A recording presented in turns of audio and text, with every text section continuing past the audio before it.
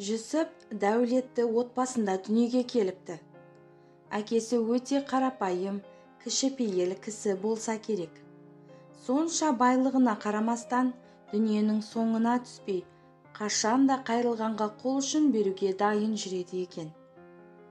Жүсіптің айтуынша, оның 5 жасар ес біліп қалған кезі болса керек.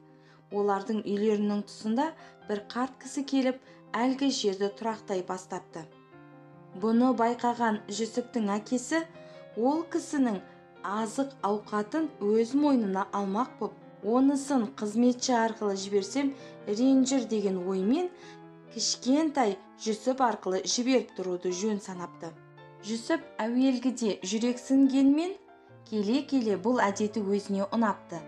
Әлгі бейбақ қартпен отырып, әркез әңгіме дүкен құрудан жалықпай, қайта соның айтқан әрбір сөзі бала жүрегінен терең орын алыпты. Әлгі қарт бір күні, «Жүсіп, саған бір түйе жасайын ба?» деп сұрағанда, оған жоқ демек түгілі Жүсіптің есі кете қатты қуанады. Қарт бірақ бір шарты бар екенін айтыпты. Ол үшін сен үйдегілердің өзіңе беріп тұратын тәтті-пәтті жүзім жаңғақтарыңнан бір бөлігін үзбей маған әкеліп тұр. Бірақ маған әкелетіндерің тек саған ғана тиесілі берілгендер болсын. Басқаларға тән нәрселерден әкелсең, түйең жасалынбай қалады. Мұны әрі ешкім сезуші болмасын, депті нықтап. Бұл істің жасырын болатындығы Жүсіпті тіптен қызықтырады. Өрік мейізін әр әкелген сайын, «Ата, қалай, түйем жасалып жатыр ма?» деп сұрап, кейуана қарттан әрине деген жауап естіп, көңілі көкке бір елі жетпей қалатын. Өйткені әр әкелген өрік мейізі арқылы түйесінің денесі мен мүшелері жасалуы керек болатын. Күнді күн қуалап, Жүсіптің әбден мезі болып, тағаты таусыла бастаған кезінде көптен күткен қуанышты хабары да келіп жетеді. «Жүсіп, түйең жасалды. Тек көздері де тәмамдалу үшін 2 мейіз әкелсең болғаны». Бойын кернеген қуаныштан көрер таңды көзбен атырып, түнде ертемен дайындап қойған мейіздерін аласап, таң ата Жүсіп қартқа жүгірді. Алайда қуанышы қойнына сыймай жүргенде, қарт күркесіне жете бере бар көңіл күйі су сепкендей басылды. Өйткені қарт байғұс осы түнде көз жұмыпты.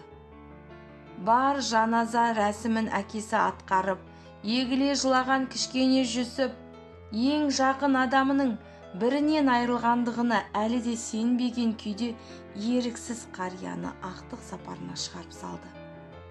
Қарт денесі жерге берілген соң, әне-міне дегенше 12 жылдай уақыт өтіп, Жүсіп баяғы балалығынан арылып, есейіп жігіт болды. Алайда бір күні аяқ асты жабысқан өкпе қабынуы мен шизофрения ауруынан мұрттай ұшып төсекке таңылды. 1910 жылдар болғандықтан әлі бұл аурудың емі табылмаған кез. Ауру әбден дендеп асқынғаны соншалық, Жүсіптің әкесі байлығын шашып, сонау Парижге дейін қаратса да түк ем қонбайды. Бірте-бірте өлім қаупі күшейе береді. Қайда апарса да еститін жауабы бір ғана. Бұл әлі емі табылмаған ауру. Мүмкіндіктеріңіз болса, Жүсіпті Стамбулдағы психикалық ауруханаға жатқызып, арнайы күндіз түні бақылаушы жалдаңыз, депті. Дәрменсіз әке байғұс жаны қалмай, айтылғандардың бәрін түгелімен орындайды. Күтушісіне де жақсы айлық төлеп тұрады. Бірақ өкінішке қарай, Жүсіпте жақсару нышаны байқалмай, күннен күнге нашарлаған дене әбден әлсіреп, құр сүлдері ғана қалады. Ауруханаға келгеніне тура 6 айдан кейін Жүсіптен үміт үзген дәрігерлер, «Балаңыз хал үстінде», деп әкесіне телеграмма жібереді. Бұдан кейінгі оқиғаны Жүсіптің өзі бұлайша әңгімелейді. 40 градустан жоғары дәрежеде қызуым көтеріліп, денем күйіп жанып, өртеніп қатты қиналып жаттым. Бір уақытта қарасам, ұшы-қиырсыз шөлге тап болыппын.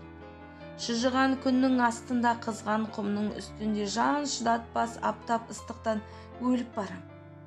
Бір тамшы суға зар болып, осы жолы демімнің үзілетіндігіне әбден көзім жетіп, қоштаспақ ниетпен көкжиекке соңғы рет бір көз тастағаным сол еді. О тоба, өз көзіме өзім сенбедім. Баяғы бала кезімдегі қарт бір түйені маған қарай жетектеп келеді екен.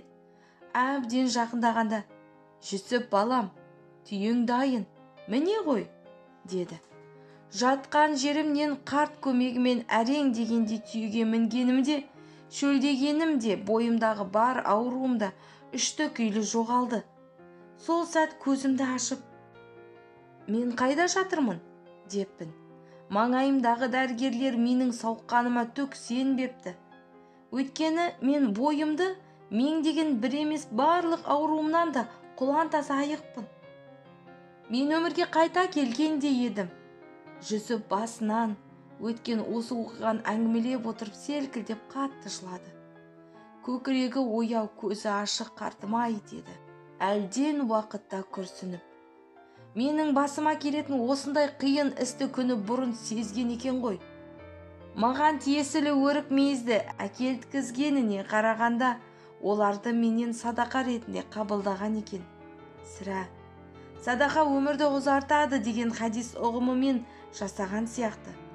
Сол үшін тек маған тиесілі мейіздерді ғана қалап, сауабын маған бағыштап отырыпты.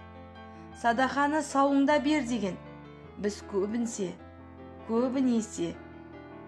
басымызға іс түскеннен кейін жет-желпек тарқатып садақа беріп жатамыз. Ал сол садақамызды алдын ала берсек, келе жатқан бәленің басын қайтаратынын біліп жүрейік достар. Садақаларыңыз қабыл болсын.